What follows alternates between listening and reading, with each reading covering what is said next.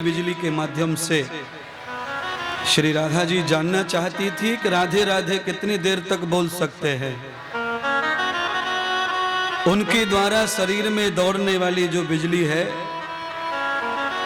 वो अनंत अनंत जन्मों तक राधे राधे बोल सकती है। मनुष्य के संसाधनों में इस प्रकार का अविरोध कम ज्यादा होता रहता है। आज यशोदा मैया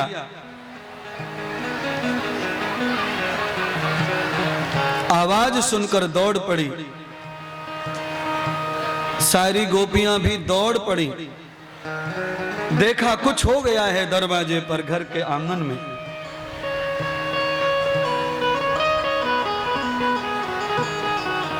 आकर देखा तो गाड़ी औंधी पड़ी है, उल्टी पड़ी है, माखन बिखरा हुआ पड़ा है, कहीं हाथ कहीं पैर कहीं हड्डियां पड़ी हैं। तो यशोदा घबरा गई।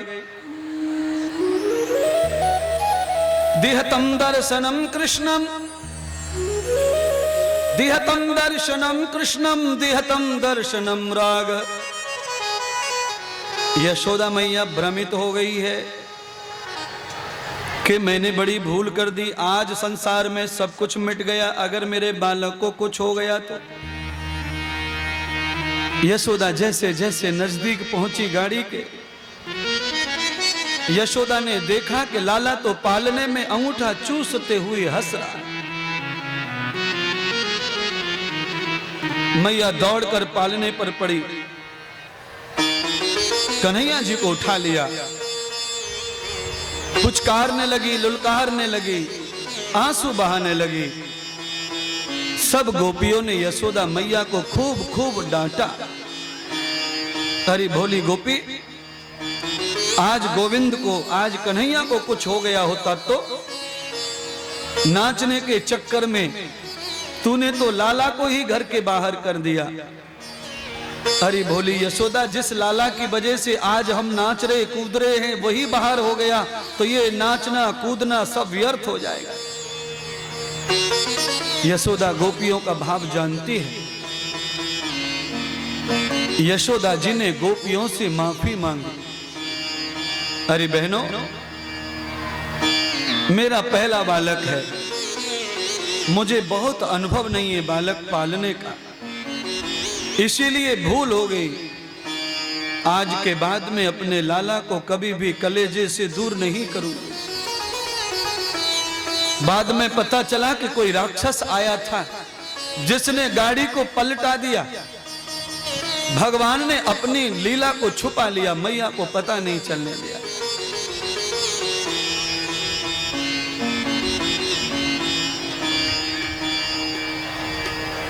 दोनों बालकों का नामकरण संस्कार गर्ग आचार्य से हुआ। बोलिए कृष्ण कन्हैया लाल की जय, श्री बलराम भैया की जय, जय जय श्री राधे। आचार्य जी को यशोदा मैया ने पवित्र भोजन और पवित्र दक्षिणा देकर विदा किया। आज यशोदा के पवित्र भोजन में गर्ग ऋषि को ठाकुर जी का, गोविंद जी का खीर में थाली में दर्शन हुआ। भोजन की महिमा क्या है ये भागवत ही सबसे ज्यादा बताती है। भागवत का अच्छा अध्ययन हमने किया है, इसीलिए ही हम मांस मटन अंडा के ऊपर ज्यादा बोलते हैं। आज गर्ग ऋषि को भगवान के भोजन में श्री चतुर्भुज नारायण का दर्शन हुआ चावल की खीर में। अन्नपतेन सनो देहन विवश सुष्मिना प्रप्रदाता रंता ऋषहुर जन्नो देहि द्विपदे चतुष्पदे है। जो आचार्य, जो साधु, जो ब्राह्मण, जो भोजन करने वाला भोजनार्थी भोजन की थाली को पवित्रता के साथ में पूजता है, हाथ जोड़ता है, जल का अर्घ चढ़ाकर आचमन करता है, फिर भोजन करता है, उसे एक दिन भोजन में ही भगवान प्राप्त हो जाते हैं। भोजन भगवान की जय, अन्न नारायण भगवान की जय। पूरी जिंदगी अंडा मांस खाते रहो पर कभी भी भगवान दिखने वाले नहीं है। अन्न में भगवान मिलेंगे। गीता कह रही है, मेरा नहीं मानो, गीता का, अन्नाद भवन्ति भूतानि यज्ञ कर्म समुद्भव।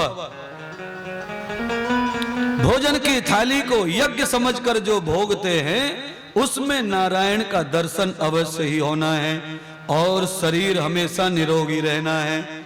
जो भोजन को भक्ष्य समझ के खाते हैं वो भोजन से बीमार पड़ते हैं। आप में से कितने लोगों को बवासीर की बीमारी है? ये क्यों हो गई है? भोजन को भक्ष्य समझ के खा लिया, अर्रा गर्रा जो आया खाते गए, गरम के ऊपर ठंडा, ठंडे के ऊपर गरम, मीठे के ऊपर खट्टा, खट्टे के ऊपर मीठा, दूध के साथ दही, खीर के साथ रायता। अब इतना जहर डालेंगे तो ये बेचारे मांस में, ये कब तक सहन करेगा तुम्हारा? सबको नॉलेज होना चाहिए। 10 किलो दूध में अगर 1 चम्मच भी दही डाल दिया तो दूध हिलना डुलना बंद कर देता है, दूध एक जगह जम जाता है, फिर उसे हमें काटना पड़ता है दूध को चम्मच से। ऐसे ही हाल पेट का हो जाता है। जब आप खीर खा ले, रबड़ी खा ले, रसमलाई खा ले और ऊपर से रायता मार ले तो पेट में जाके दूध जम जाता है, फिर बाहर निकलता नहीं है। फिर बाहर नहीं निकलता। 8-10 दिन तक पेट में चक्कर मारता रहता है। दुख रहा, दर्द हो रहा।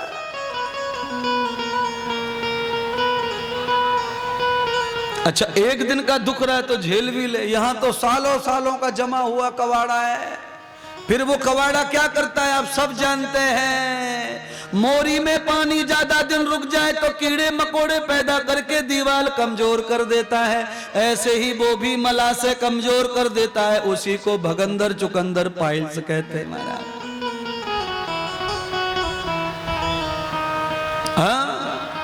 संपूर्ण शरीर बास मारता है, पेट में अन्न सड़ता रहता है, पसीने से बास, कान की बास, नाक में बास, मुंह में बास, सब जगह बास। अच्छा बोलो, मुख में से बास आना अच्छी बात है? ये अमृत शरीर है, इसमें से बदबू आए कितना बुरा लगता है। अन्न सड़ रहा है पेट में, अन्न बाहर करो उसे। कैसे करेंगे महाराज? यशोदा मैया से गलती हो गई, आज मैया सुधर गई। भगवान के भजन, भगवान के नाम गा के भोजन पका रही है महाराज। कान्हा, ओ कन्हैया, ओ कृष्णा, भगवान का नाम ले लेकर के जो खाना पकाते हैं, पति को बड़ा लगता है वो खाना, औलाद को भी लग जाता है। पर आजकल कोई गाना भगवान का को नाम ले रहा भोजन पकाते समय। किचन की चप्पल खरीद रखी है सेठानियों ने, किचन की चप्पल, बाथरूम की चप्पल, बेडरूम की चप्पल, पूरे घर में चप्पल मुंह फैला के चौखट पे खड़ी है यूं। कब सेठानी घुसेड़ेगी पैर, किचन वाला, बाथरूम वाला, सब इंतजार में। गुरुदेव एकदम सही कह रहे हैं, हमने चप्पल रखी है किचन वाली महाराज, इसलिए पहनते हैं क्योंकि ये तो किचन की है। अब बोलो, अब ये कोई लौकी आलू है जो किचन की है? मनपसंद नाम रख लिए, इतने चतुर हो गए हैं कि चप्पल जूते को भी नाम दे दिए हैं महाराज। सुधर जाओ, सुधर जाओ, काम बन जाएगा। जिस भोजनालय में अन्नपूर्णा माता, अन्न भगवान डिब्बों में बैठे हैं, उस भोजनालय में अंडा मांस कभी नहीं आना चाहिए। फिर रोते फिरो डॉक्टरों के पास, बीमारी छोड़ेगी नहीं शरीर को महाराज। बीमार हो के, रो रो के मरना पड़ेगा। अन्नपूर्णा माता बैठी है और अन्न भगवान डिब्बों में बैठे, और वहां जाकर के इसकी जगह नहीं है। कैसे सुधरने, कैसे सुधरना? आज गर्ग आचार्य, गर्ग ऋषि को भोजन में ही भगवान गोविंद का दर्शन हो गया। आपको भी हो सकता है। रोज भोजन की थाली को देखो तो देखते से ही सिर झुक जाना चाहिए, हाथ जुड़ जाने चाहिए, ऐसा भाव होना चाहिए कि थाली स्टील की नहीं, साक्षात नारायण लक्ष्मी चले आ रहे हमारे उद्धार के लिए, तब भोजन कम करना पड़ेगा। और थाली के लिए पहले से लपलपा रही है सांप की तरह जीवा, तो बीमार होने के लिए तैयार रहो।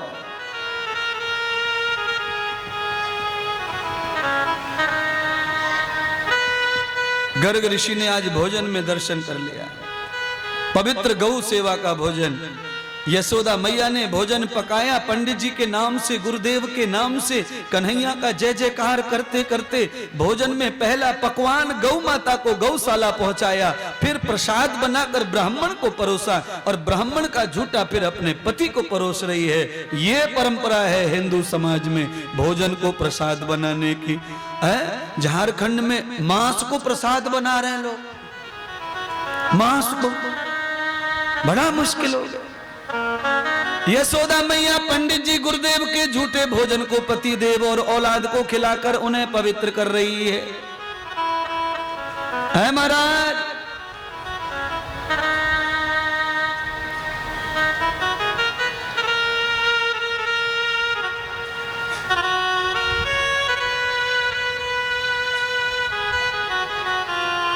आज यशोदा मैया ने गर्ग ऋषि को विदा किया, गौदान दिए, सोने का दान दिया, वस्त्र का दान दिया।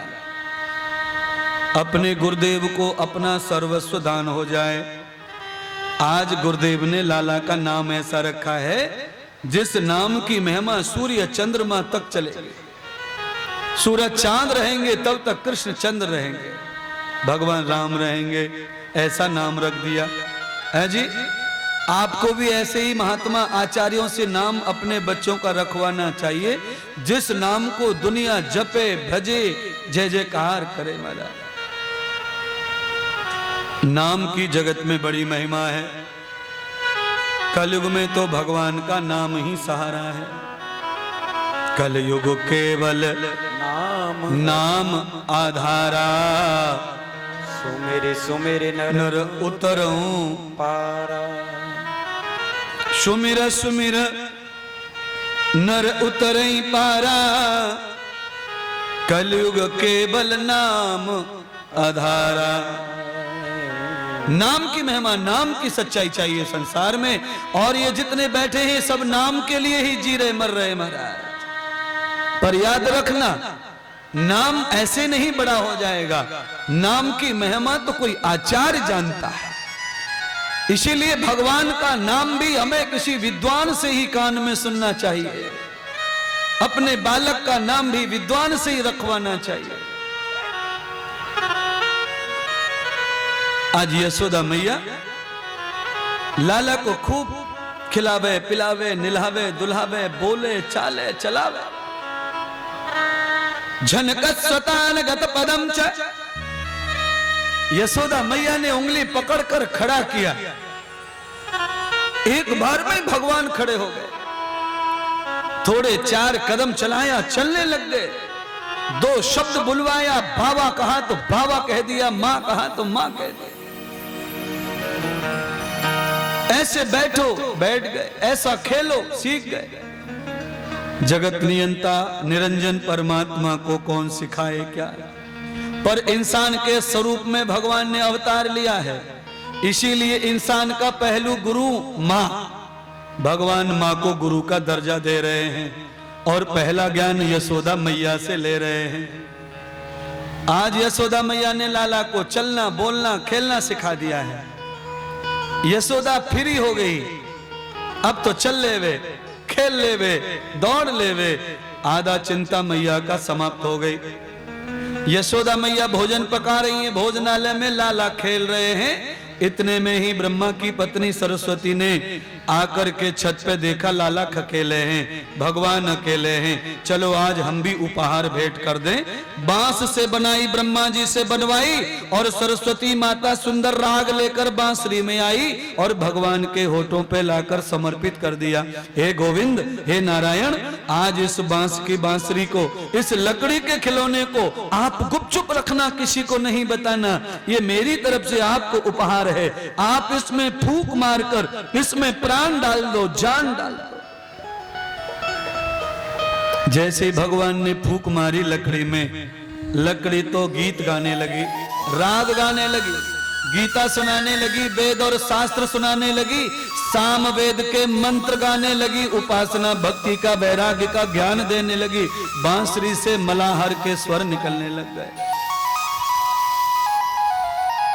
सारी गोपियां भगवान के स्वर सुन सुन करके दौड़ पड़ी महाराज लाला के दर्शन के ताई। गैया मैया भी भगवान के स्वर समझ गई। रागान भीतम तन्वंत वेदम, रागान भीतम तन्वंत वेदम, वेदामृतम तदमूल्य शब्दम, यस्यम नक्षरम प्रियात्मनम, आत्मनो चित्त रोगस्य भूतम। सारे चित्त के मन के रोग समाप्त करने लगे भगवान। बांसुरी वासना रहित राग सुना रहे हैं जिसमें संपूर्ण मन चित्त पवित्र हो गया गोपियों का। गोपियां बीतरागी हो गई महाराज। आज भगवान ने जैसे बांसुरी बजाई, गोपियां ध्यान में चली गईं, ध्यान मुग्ध हो गईं, अंतर मन से भगवान के चरणों का अमृत ध्यान लग गया। तब गोपियों को भगवान ने भक्ति दान की, भक्ति देकर गोपियां भगवान का स्वरूप बन गईं। तब भगवान का नाम मनमोहन रखा गया, मुरलीधर रखा गया। मोहन, मुरलीधर, ये भगवान के नाम रखे गए। एक बार आप भी नाम को प्रणाम कीजिए, बोलिए मनमोहन मुरलीधर भगवान की जय। भगवान ने सब गोपियों को भक्ति का ज्ञान दिया। धीरे धीरे भगवान 5 वर्ष के हुए। तब भगवान ने नंद बाबा को गुरु मनाया। 5 वर्ष के बाद पिता गुरु हो जाता है। गलियों का, स्कूल का, टीचर का, सबका ज्ञान पिता से मिलता है। दूसरा गुरु पिता। 5 वर्ष तक मां गुरु रहती है। कैसा ज्ञान बच्चे को देना चाहिए, यशोदा मैया से, कथा से सीख लो। तुम्हारा जो ज्ञान है बच्चों को दिया हुआ वो ठीक नहीं था।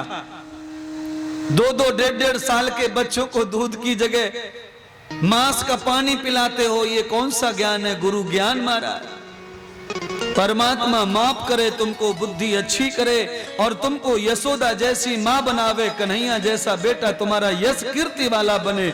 उसके लिए शुद्ध संस्कार चाहिए, शुद्ध ज्ञान चाहिए, शुद्ध भोजन चाहिए, आहार चाहिए। आज नंद बाबा के कंधों पे कन्हैया बैठे, गोकुल की गलियों में भगवान भ्रमण कर रहे नंद के साथ में। आज सारे गोकुल को देखा कन्हैया जी ने तो सारे ग्वाल वाल बालक गोपियों के लाला के मित्र बन गए, सखा बन गए महाराज। मुद मंगल श्री धामा माधव, ये भगवान के बचपन के यार मित्र बने। आज नंद बाबा जब गांव में ले गए घुमाने, कंधे पर बिठा के सबने स्वागत किया, सत्कार किया और नंद के लाला को मित्र बनाया। और गोपियों ने बड़े बड़े माखन, मिश्री, मुरब्बा के भोग लगवाए। आज भगवान ने पहली बार ही खट्टा मीठा खाया है, नहीं तो 5 साल से भगवान केवल एक ही प्रकार का भोजन कर रहे थे, वो है गैया का दूध। गाय का दूध पी रहे थे, कोई स्वाद मालूम नहीं था। आज गोपियों के घर में गए, ग्वाल वालों से मिले तो सब गोपियों ने स्वागत किया। पहली बार लाला आए, पहली बार लाला आए। सबने मिष्ठान खिलाए, मुरब्बा खिलाए, गुलकंद खिलाए, दही खिलाई और ठाकुर जी भी खाते चले गए, खाते चले गए। अब तो भगवान को गोपियों के भोजन की आदत हो गई है। यशोदा मैया दूध लेकर आई, भगवान नहीं ले रहे दूध। अरे मैया, मैं तो गोपिन के घर को खाऊंगा। अरे माँ, मैं तो गोपियों के घर का खाऊंगा। भगवान चले गए गोपियों के घर, फिर खा के आ गए, फिर खा के आ गए। रोज गोपियों के घर जाएं, खा के आए। आज भगवान के मन में गोपियों के घर जाकर एक शंका पैदा हो गई। क्या शंका पैदा हुई? भगवान ने नंद जी से आकर पूछा, बाबा गोपियां इतना अच्छा भोजन मुझे करवाती हैं, माखन खिलावे, मिश्री खिलावे, मुरब्बा खिलावे, दही पिलावे, सब कुछ करें, पर गोपियों के बच्चे क्यों सूखे पतले हैं, वो तंदुरुस्त क्यों नहीं है? नंद बाबा ने दुखी होकर कहा, देखो बेटे, गोपियां तुम्हें खिलाती हैं क्योंकि तुम गांव के मुखिया के पुत्र हो, तुम उनके मेहमान बन के जाते हो, और वो उनके बच्चे होने के कारण उन्होंने दूध नहीं देखा, दही नहीं देखा, घी लौनी नहीं देखा, क्योंकि उनकी मां अपना गृहस्थ चलाने के लिए सारा दूध दही मथुरा जाकर कंस के बाजार में बेच कर पैसा लाती हैं, उससे वो अपना घर का पालन पोषण करती हैं। आज भगवान को बड़ा बुरा लगा, गाय माता का दूध बिक्री हो रहा है, और वो भी राक्षस की नगरी में, दुर्जन की नगरी में। भगवान ने नंद बाबा से कहा, बाबा अगर आज आपने मेरी बात नहीं मानी तो मैं घर छोड़ के भाग जाऊंगा।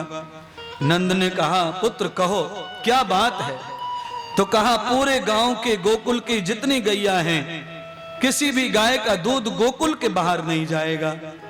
दही दूध माखन घी जो कुछ भी पैदा होता है वो गाय के बछड़ों को और ग्वाल वाल गोपियों के बच्चों को ही प्राप्त होना चाहिए। सबसे पहले गाय का दूध गाय के बच्चे के लिए ही गाय छोड़ती है आंचल में। गाय का बछड़ा पेट भर जाए तो फिर जो चारा डालते हैं उनके बच्चों को मिलना चाहिए। बच जाए तो साधना भक्ति करने वाले महापुरुषों को मिलना चाहिए। बच जाए तो दही दूध बनाना चाहिए, और बच जाए तो माखन निकालो, माखन भी ऐसे ही बांटो। ये गाय के दूध का धर्म है। अब ये धर्म बहुत ही कम गौशाला पालती है। नंद बाबा के यहां कितनी गैया हैं आप जो जानते हैं? 9 लाख गाय। इतना दूध कहां जाए? इसीलिए लोग कहते हैं कि ब्रज में पहले दूध की नदियां बहती थी महाराज। 9 लाख गाय का दूध, कितने नंदी होंगे, कितने बछड़े, कितने बैल, कितना क्या होगा। एक आदमी इतना मालिक गायों का, कितना बड़ा। भारत की सबसे बड़ी गौशाला जिसमें 1 लाख गाय हैं, नंद के यहां 9 लाख गाय। इसीलिए भगवान को मथुरा अच्छा नहीं लगा। पल भर के लिए जन्म लेके सीधे गोकुल चले गए रातों रात, क्योंकि जहां गाय का पालन है वहीं गोपाल का निवास रहता है। जहां गाय नहीं वहां गोपाल भी रहते नहीं है। तांबे के पीतल के भले खरीद लाना पर गोपाल नहीं आएंगे।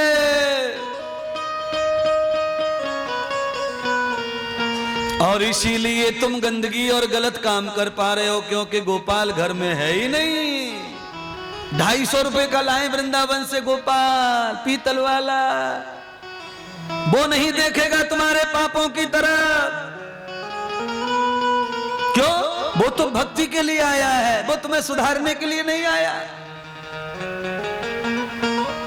सुधारने वाला गोपाल तो गोकुल में है। आज अपने पिता को भी ज्ञान दे के डरा दिया, और ऐसी डोंडी पिटवाई है कि गोकुल से कोई मथुरा दही माखन बेचने गोपी नहीं जा रही है।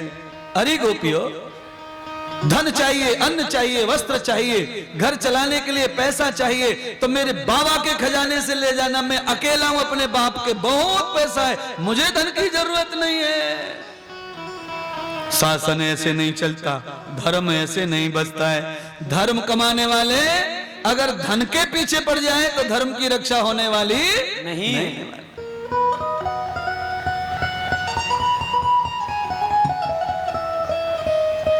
बड़ा कठिन हो गया महाराज कथा को समझना। एक आध गोपी ऐसी है जो नंद की आज्ञा तोड़ बैठी है। सब एक जैसे नहीं हो सकते। सुबह सुबह 4 बजे लाल लाल साड़ी में श्रृंगार करे और माखन की मटकी सर पे रख ली और दही की मटकी रख ली। 3-3 मटकियां लेके मथुरा की ओर बढ़ी, यमुना पे पहुंची। लाला को पता चला ग्वाल वालों से, लाला दौड़ के गए, पकड़ा, गोपी बाबा की बात नहीं मानी, तुम गलत कर रही हो, इतने बुजुर्ग महात्मा की बात नहीं मानी तुमने। गोपी ने झटक दिया कन्हैया को, तू कौन है, बाबा कौन है, हम नहीं जानते, हमारा घर तुम्हारी बात मानकर नहीं चले, हमारा घर तो दही दूध बेचने से चले। भगवान ने पल्लू नहीं छोड़ा, कन्हैया को बार बार झटक रही है। एक बार ऐसा झटका कि भगवान गिर पड़े यमुना जी पर। भगवान ने सोच लिया अब ये लातों के भूते बातों से मानने वाले नहीं। हमारा तत्काल उठा लिया सालिग्राम जी को, यमुना के किनारे गोलमोल पत्थर पड़े थे, ठाकुर जी ने हाथ में ले लिया। गोपी ने जैसे नाव में पैर रखा, बैलेंस संभालने के लिए दोनों हाथ मटकी पे पकड़े, भगवान ने मसा के घुमा करके ऐसा पत्थर मारा कि एक मटकी के साथ में तीनों मटकी धराशायी हो गई। मारा लाल कपड़े पे दूध और दही मक्खन फैल गया, पूरी सफेद हो गई, मानो इसका पति सटक गया है, इसने सफेद पहन लिया, ऐसा ठाकुर जी ने कर दिया। हमारा पुराने जमाने में क्या कहते थे, दूध बेचने से पूत मरता, दूध और पूत दोनों एक समान होते, दूध की रक्षा करने से पूत की रक्षा होती है। पहले दूध बेचना अपराध मानते थे बुजुर्ग लोग, कोई दूध बेचता था तो उसका बेटा मर जाए ऐसा बोलते थे, क्योंकि दूध रत्न है, पुत्र भी रत्न होता है। बाद में लोगों ने ऑप्शन निकाल लिए कि भाई गाय का नहीं बेचना, भैंस का बेचो, तो लोग ज्यादा भैंस रखने लग गए। धीरे धीरे गैया की रक्षा कैसे होगी ऐसा सोच के लोग गाय का भी अब बेचने लग गए। कोई बात नहीं है, गाय की रक्षा होनी चाहिए, जिसको बेचना है बेचे, व्यापार करना है करे। गाय की रक्षा के लिए जो भी धर्म युक्त है वो सब सहज स्वीकार है हमको, और शास्त्र भी धर्म परिवर्तन करने का अध्याय देता है, अधिकार देता है। परिस्थितियों में धर्म का परिवर्तन धर्म ही कहलाता है। आज गोपियां जब लाला से इस तरह परेशान हो गई तो यशोदा के पास शिकायत लेके आई, अरे यशोदा तुम्हारे लाला देखो ऐसी हरकत कर रहे हैं, आज हमारी बहू की मटकी फोड़ी, कल फलानी की भाभी की फोड़ी, आज इसने इसकी मटकी तोड़ी। सब गोपियां झुंड के झुंड बनाकर यशोदा के पास जाए और लाला की शिकायत करें। माला आज यशोदा मैया लाला को समझाने लगी, गोद में लेकर प्यार करे, समझावे और कहने लगी आज मैं तुझे ताजा ताजा माखन खिलाऊंगी, शुद्ध हाथों से दूध निकाल के लाई गैया का।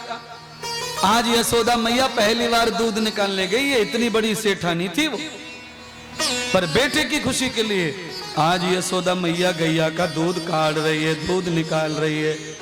दूध भर के लाई मटकी में और लाके चूल्हे पे उबालने लगी दूध को, दही जमा दिया। 3 बजे सुबह ब्रह्म काल में उठी हो गई और दही चलाकर मक्खन निकालती कन्हैया दौड़े आए, मैया के आकर गोद में लेट गए। मैया ताजा ताजा माखन मटकी से लाला को खिला रही। भगवान ने मैया की परीक्षा ली, देखो तो सही ये माखन को ज्यादा चाहती है कि लाला को चाहती है। भगवान ने अपने देवताओं को सूचित किया, हे अग्निदेव रात से चूल्हे में शांत बैठे हो, तरह गर्म हो जाओ। अग्निदेव कहने लगे महाराज मैं तो बुझ गया हूँ, वायु देवता को बोलो कि वो आके मुझे जलाए। वायु देवता को कहा आ जाओ, वायु चल के आई, चूल्हे में गई, बुझे हुए कोयले सुलग गए दोबारा से।